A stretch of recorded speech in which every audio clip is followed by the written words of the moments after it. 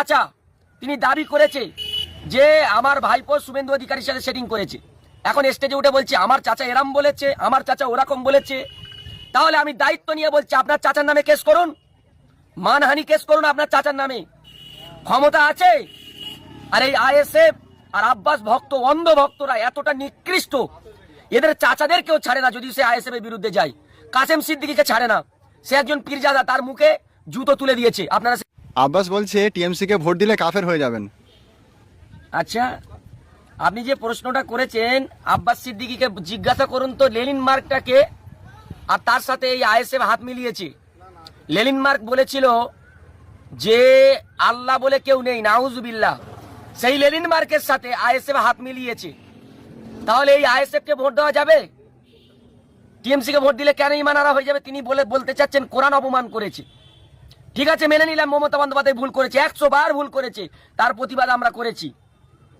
কিন্তু লেনিন মার্কের সাথে হাত মিলিয়ে যারা ভোট চাইছে তাদেরকে ভোট দেওয়া যাবে? ওনার চাচা তিনি দাবি করেছে যে আমার ভাইপো শুভেন্দু অধিকারীর সাথে সেটিং করেছে। এখন স্টেজে উঠে বলছে আমার চাচা এরম বলেছে, আমার চাচা ওরকম বলেছে। তাহলে আমি দায়িত্ব নিয়ে বলছি আপনার চাচার নামে কেস করুন, মানহানি কেস করুন আপনার চাচার নামে, ক্ষমতা আছে। আর এই আইএসএফ আর আব্বাস ভক্ত অন্ধ ভক্তরা এতটা নিকৃষ্ট, এদের চাচাদের কেউ ছাড়ে না যদি সে আইএসএফ এর বিরুদ্ধে যায়। কাসেম সিদ্দিকীকে ছাড়ে না, সে একজন পীরজাদা, তার মুখে জুতো তুলে দিয়েছে। আপনারা সেই ফটো দেখুন, ফটো দেখুন। তাহলে পীরজাদা বলতে কি শুধু আব্বাস আর নওশাদ, বাকি আর কেউ নেই? দাদা পীরের আওলাদ কেউ নেই?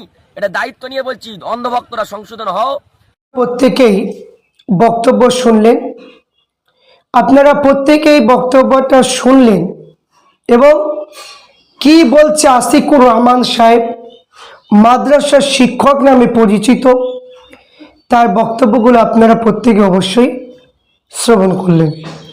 তা আমি এতটুকু কথা বলবো যে ফতোয়া যদি কেউ দেয়, কোনো আলেম ওলামা মুফতি যদি ফতোয়া দেয়, সেই ফতোয়ার মধ্যে সে নিজের বাড়ির লোক হোক কিংবা নিজের বাপদাদা হোক কিংবা পীর সাহেব হোক কিংবা মুফতি হোক কি মৌলানা হোক, সেই ফতোয়ার মধ্যে কি আমি যদি হই, সেই ফতোয়ার মধ্যে সবাই পড়বে। ফতোয়া কারোর জন্য ব্যক্তিগতভাবে ফতোয়া হয় না, ব্যক্তিগতভাবে কোনো ফতোয়া হয় না। ফতোয়া যখন দেওয়া হবে সেই ফতোয়ার মধ্যে যারা পড়বে তারা সবাই ওই ফতোয়ার গ্রহণযোগ্য হবে। তো এখানে পীরজাদা আব্বাস সিদ্দিকী ভাইজান যে ফতোয়াটা দিয়েছে, তো সেখানে কোন ভাইজান পড়বে কোন চাচা পড়বে সেই নিয়ম অনুযায়ী যদি চলে তো ফতোয়া অবশ্যই তার দিকেও পড়বে। এখানে ফতোয়া তো ব্যক্তিগতভাবে আলাদা আলাদা ফতোয়া হয় না। তো আশিকুর রহমান সাহেবকে আমি বলবো যে আপনি যে কথাগুলো তুলে ধরেছেন, আপনি যে কথাটা বলতে চাইছেন, এই কথাটা ক্লিয়ার বুঝতে পারা যাচ্ছে যে আপনি কখন কি বলছেন এটা আমরা বুঝতে পারছি না। কোনো সময় বলছেন যে বিজেপিকে রুখতে আইএসএফকে ভোট দিন, সিপিএমকে ভোট দিন, কংগ্রেসকে ভোট দিন, আবার কখনো অন্য দলকে সাপোর্ট করছেন। আব্বাস সিদ্দিকী ভাইজান, নওশাদ সিদ্দিকী ভাইজানকে অ্যাটাক করে কথা বলছেন। তো আপনার নিয়াতই তো ঠিক নেই। তো নিয়াতটাকে ঠিক করুন যে কাকে চাইছেন, কার কাছে, মানে কোনটাকে সাপোর্ট করছেন, আগে নিয়াতটা ঠিক করুন। আপনি তো প্রত্যেক সময় আব্বাস সিদ্দিকী ভাইজানকে না নিলে আপনার ভিডিও তো চলে না, আপনার ভিডিও তো মানে কি যে ভাইরাল হয় না। এই জন্য আব্বাস সিদ্দিকী ভাইজানকে আপনাকে নামটা নিতেই হবে। তো এখানে আশিকুর রহমান সাহেব তিনি এত অহংকারী একজন ব্যক্তি, একজন হাফেজ মানুষে এর মধ্যে এত অহংকার ভরা আছে, পরিষ্কার আমরা প্রত্যেকে বুঝতে পেরেছি। কারণ একজন বক্তা ওয়াইজিন আব্বাস সিদ্দিকী ভাইজান, যিনার 5টা ডিগ্রি রয়েছে, সে একজন বিখ্যাত একজন আলেমকে বলছে আমার ছাত্র যা আছে আব্বাস সিদ্দিকী ভাইজান নাকি তার ছাত্রর সঙ্গে মানে কে আলী বাতাসা পড়তে পারবে না। আবার বলছে সূরা ফাতিহা নাকি ভুল পড়ে।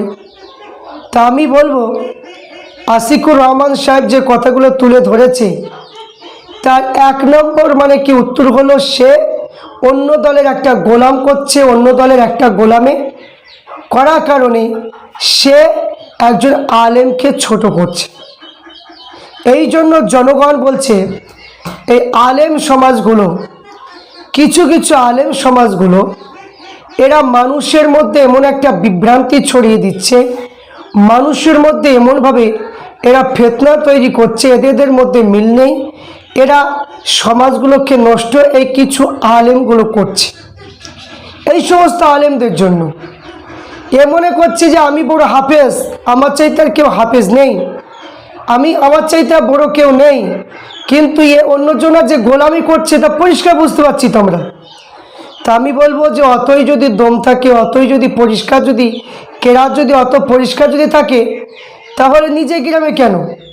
তাহলে তাকে তো মক্কা মদিনায় ইমাম হওয়ার দরকার ছিল। অতই যদি শুদ্ধ মাখরাজযুক্ত যদি হাফেজ যদি হয়, কারি যদি হয়, তাহলে তাকে তো যে মানে কি যখন কেরাতের প্রতিযোগিতা হয়, তো সিদ্দিক চাঁদন হুজুর কেবলার বাড়িতে কেরাতে প্রতিযোগিতা হয়, অনেক জায়গায় কেরাতে প্রতিযোগিতা হয় আমরা দেখি, কই সেখানে তো কোনো দিনের নাম তো লেখা দেখতে পাইনি। তো এখানে বুঝতে পারা গেল এরা কোনো দিন এরা মাখরাজযুক্ত মানে কি কারি হাফেজ নয়, এরা কোনো রকম সদ্য চলা মতো হাফেজ 30 পারা মুখস্থ আছে বলে কি আমার মনে হয় না। তা আমি এদেরকে বলবো যে হাতির সঙ্গে মশার কখনো কি যুদ্ধ হয় না। হাতির যে একটা ক্ষমতা, মশা লেজের একটা ঘাই দিলে চুট করে মানে মরে যাবে। তো এই আশিকুর রহমান, এই সমস্ত কিছু আলেম যারা রয়েছে, যারা হককে চিনে না, হারামের দিকে সাপোর্ট করে, এরা হচ্ছে মশা, বুঝলেন না কথা? তো এখানে আমি বলতে চাই যে এই সমস্ত জিনিসগুলো বলে কোনো লাভ হবে না, কারণ মানুষ জনগণ এখন চাইছে রে ভাই, এখন কোনো নেতা কোনো কারোর কাছে ভোট চাইছে না। এখন যে আমরা দেখতে পাচ্ছি, আমরা চলছে, আমরা কোনো রাজনীতিবিদ নয়, আমরা কোনো রাজনীতির সঙ্গে আমরা যুক্ত নয়, আমরা সাধারণ মানুষ। আমরা চাই যে মানুষ যাতে ভালোভাবে চলে, মানুষ যেন ভালোভাবে যে অধিকার সেগুলো যেন নিতে পারে, আমরা সেই জন্য কথা বলি। তো এখানে এবছরে আমরা দেখলাম যে প্রত্যেক জনসাধারণ মানুষ, মেয়ে ছেলে বেটা ছেলে, এরা নিজের ইচ্ছা মতো মানে ক্যান্ডিডেট পছন্দ করছে, নিজের ইচ্ছা মতো ভোট দিচ্ছে, কাউকে ভোটের জন্য চাইতে হচ্ছে না। অন্যান্য বছরে দেখি যে চাইতে হয়, বাড়ি আগলাতে হয়, এবছরে সেই জিনিসটা দেখতে পাচ্ছি না।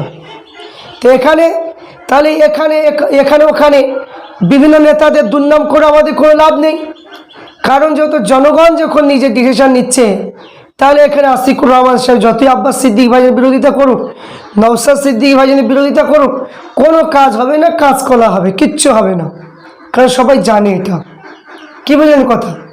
তাই প্রত্যেককে বলবো যে ভিডিওটা বেশি শেয়ার, লাইক করুন, এবং আপনারা যে আব্বাস সিদ্দিক ভাইজান, নওশাদ সিদ্দিক ভাইজানকে সাপোর্ট করছেন, তার জন্য আশীর্বাদ করুন। 29 তারিখে ভোট আসছে, বিরোধী দলনেতা হিসাবে অবশ্যই পার্লামেন্টে আমাদের হয়ে কথা তুলে ধরবেন।